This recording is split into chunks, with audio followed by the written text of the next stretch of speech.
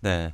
이 정부가 취약계층에게 필요한 사회 서비스를 효과적으로 제공하기 위해서 이 자신이 살아가는 공간, 이 주거, 복지, 보건, 의료 서비스를 통합적으로 제공받을 수 있는 커뮤니티 케어 사업, 이 지역사회 통합 돌봄 사업으로 불리는 이 정책을 진행하고 있습니다. 오늘은 그동안 어떤 문제들이 있었고 또 커뮤니티 케어 정책이 성공할 수 있는 방안이 무엇인지에 대해서 알아보도록 하겠습니다. 나은내일 연구원 이승진 이사 연결돼 있습니다. 안녕하세요. 네, 안녕하세요. 네, 이 커뮤니티 케어 사업 목적 가운데 하나가 이 돌봄과 주거 문제를 동시에 해결하자, 뭐 이런 뜻인 것 같은데요. 이 그동안 어떤 문제들이 있었길래 뭐 이런 정책이 나온 겁니까? 네, 정부는 그동안 이 돌봄 서비스와 주거 서비스가 동시에 필요한 사람들에게 주로는 이 격리와 시설 수용 방식으로 접근해 왔었어요. 네. 그러니까 지역사회 안에서 더불어 살아가도록 지원하는 주거 정책은 그동안 매우 미흡했었는데 대개는 집이 아니라 사회 서비스만 제공되는 시설에서 수동적 존재로 살아가도록 강요하는 정책이 주를 이뤘었죠. 결국 이 사회 서비스 공급자 측면에서, 그러니까 정부 이 정책 위반자 측면에서 이 효율성만 주목해 온 것이죠. 네. 그러니까 지금까지 그랬던 것이 이제 정부가 커뮤니티 케어를 정책 방향으로 내세우면서 이 돌봄을 필요로 하는 사람들이 그런 시설이 아니라 이 자택이나 자신이 이 머물고 있는 지역에 거주를 하면서 이 복지 급여나 뭐 서비스를 누릴 수 있다. 뭐 이런 얘기인가요? 네, 그렇습니다. 저도 현재 이 사회 서비스 전달 체계가 미흡한 이 울주군에 서생면으로 이주해서 주민들과 함께 이 마을 사업들을 추진하고 있는데 이 누구라도 이웃과 함께 어울려 살아가면서 이 자아도 실현하고 또 여러 활동을 할 수 있도록 사회 서비스 체계를 개편해야 하는 과제를 뭐 정책으로 풀어보겠다라는 의미인 것이죠.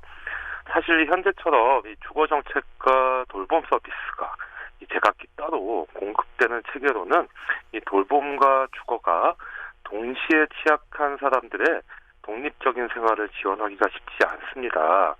그러니까 이 물리적 공간만을 제공하는 주택 공급 제도 또는 모든 서비스가 패키지로 구비된 시설에만 거주시키는 이 시설 보호 제도로는 커뮤니티 케어 정책을 실현할 수가 없는 거죠.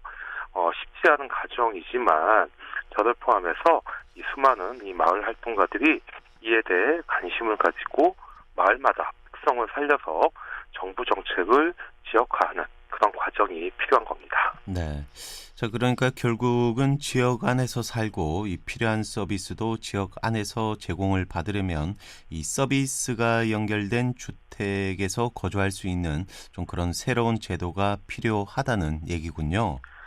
네, 맞습니다. 이러한 과제는 자연스럽게 이 지원주택의 필요성으로 연결되는데 이 지원주택이라는 건 돌봄이 필요한 주거 취약계층을 위해서 물리적 공간인 집 그리고 이 공간에서 주체적인 지역사회 구성원으로 살아가도록 지원하는 서비스가 결합된 주거 형태입니다.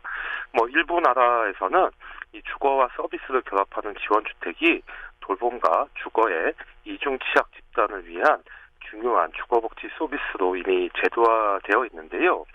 이 지역사회 생활 유지 서비스가 결합된 이 저렴한 영구주택의 개념을 갖는 이 지원주택 정책이야말로 지역사회 통합을 부여시킬 수 있고 또 지금의 부동산 양극화로 인한 자괴감, 또 무력감, 또 어떤 분노들을 줄일 수 있을 것 같고요. 경기도의 기본주택이 주목받는 이유이기도 한 것이죠. 네. 자, 이런 지원주택이란 뭐 단어나 또 개념 자체가 조금 낯설게도 느껴지는데요. 이 지원주택의 뭐 철학이나 또 이 운영이 어떻게 되는지에 대해서 좀 알아볼까요? 네, 예를 들면 이 시설 입소를 거부하거나 통제 중심의 이 시설 적응이 쉽지 않았던 노숙인을 위해서 이 새로운 주거 모델로서 지원주택을 시작해 왔는데요. 네. 모든 사람은 안전한 주거 공간에서 살 수 있는 환경을 제공받아야 한다는 이 인간의 기본권, 그중에서도 주거권을 강조하는 철학에 바탕을 둔 정책입니다. 그러다 보니까 기존 시설보호 체계에서 강조하는 어떤 장애인 체험홈이나 그룹홈처럼 주거 준비 전략과 이 단계적 주거 모델을 지향하고 바로 이 독립된 주거 공간을 지원하면서 사회 서비스를 제공하는 주거 우선 전략을 이제 강조하는 정책인데요. 이를 실현시킬 수 있는 새로운 주거 모델로서 지원주택을 대안으로 제시하고 있는 겁니다. 네. 자, 앞서서도 이 단계적 주거 모델이란 얘기를 하셨는데, 조금 더 쉽게 조금 설명을 해 주시겠어요? 네, 이 단계적 주거 모델이라는 건 입소자들이 주거시설을 단계적으로 이동하면서 기능을 훈련받도록 유도하는 순차적인 주거 이동 모델인데요. 정신장애나 인지장애가 있는 사람들의 임상적 상태와 또 일상생활 수행 능력에 따라서 주거 형태가 지정돼야 하고요. 또 독립적 주거 생활을 시작하기 이전에 집단적인 주거 시설에서도 성공적으로 적응할 수 있다는 것이 증명돼야 한다는 거죠. 네.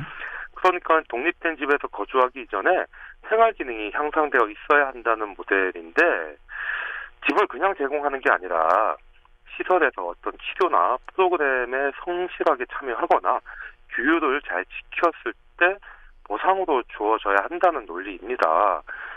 집이 인간의 기본 권리라기보다는 치료의 방편이자 지시를 성실하게 수행한 사람들에게 주어지는 일종의 보상의 성격인 것이죠. 네. 그런 뜻은 좋은 것 같은데 아무래도 이 사업을 시행하다 보면 또 한계가 있잖아요. 이 단계적 네. 주거 모델은 어떤 한계를 갖고 있습니까? 네, 이 잦은 주거 이동이 이 프로그램마다 발생하는 네. 주거 이동이 이제 잦은데 이전 단계의 서비스로부터 축적되었던 이 사회생활 기술이나 기능의 연속성을 방해할 수도 있고요. 또 그동안 쌓아왔던 사회적 지지망을 오히려 감소시킬 수도 있습니다. 예를 들면 어른들의 사정으로 전학을 간 학생들이 겪는 문제와 똑같은 상황이 벌어지는 것이죠. 네. 그래서 이 독립된 주거 공간을 우선적으로 제공하되 주거 유지를 위해 필요한 다양한 어떤 심리사회적 서비스를 결합하는 지원주택이 대안적 주거 모델로 제시되고 있고 주거 유지가 준비된 사람만을 선별해서 주거를 제공하는 것은 제가 보기에는 인간의 어떤 기본권에도 좀 위배되는 문제이지 않나 이런 생각이 좀 듭니다. 네. 자, 그리고 다시 돌아가서 이 지원주택, 이 운영 원리에 대해서 좀 알아볼까요? 네, 이 지원주택이 기존 시설과 가장 큰 차이는 이 지원주택 입주자가 세입자가 돼서 자기 명의로 주택을 계약한다는 것이고요. 또 저렴하면서 장기간 거주가 가능한 주택에서 돌봄 서비스가 결합되면 지역사회에서 독립생활이 가능한 사람이 대상이 된다라는 거고 말하자면 돌봄과 주거 이 모두가 취약한 사람들에게 제공되는 주택인 것이죠. 그러니까 이들 취약계층의 자기 결정권을 인정하면서 이 개별화된 좀 맞춤식 서비스를 제공하는 모델이 지원주택이 되겠군요. 네, 맞습니다. 이 개인의 사회생활 기능 수준과는 무관하게 인간의 기본권을 먼저 보장하는 정책인데 각종 사회 서비스는 거기에 이제 따라가는 것이죠. 네. 자, 그럼 이 우리나라에서는 이런 지원주택을 운영한 사례가 있습니까? 우리나라에도 지원주택이라는 명칭을 붙이지는 않지만 이 독립주택에 거주하면서 지역 기관으로부터 서비스를 제공받는 다양한 버전의 지원주택이 시도되어 왔습니다. 울산에서도 울산 장애인 자립생활센터 같은 기관에서 그런 노력들을 하고 있고요.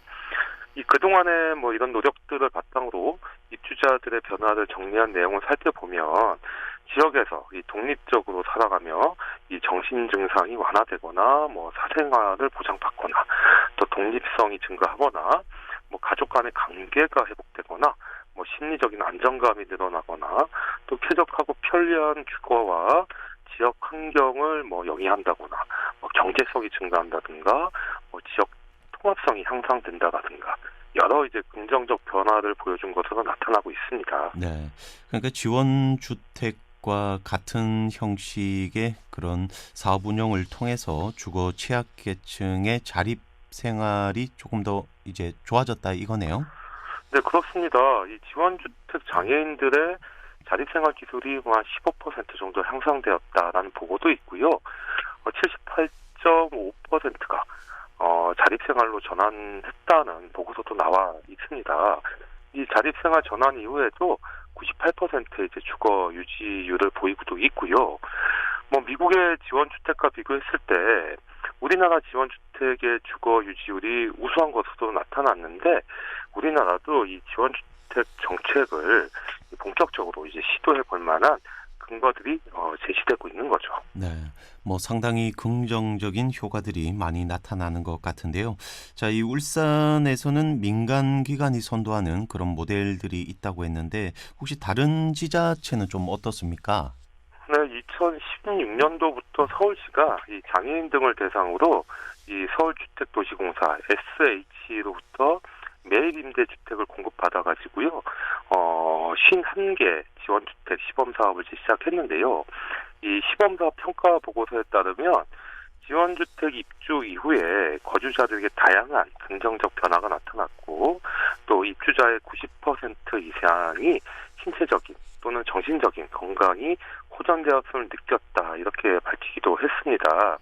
대부분의 입주자가 뭐 주거 내부와 거주지 주변 외부 환경에 대해서도 만족하는 것으로 나타났는데 그러다 보니까 이제 그동안 깨어졌던 가족 관계가 회복되거나 또 이웃이나 동료처럼 이 새로운 사회적 관계들도 생겨나고요.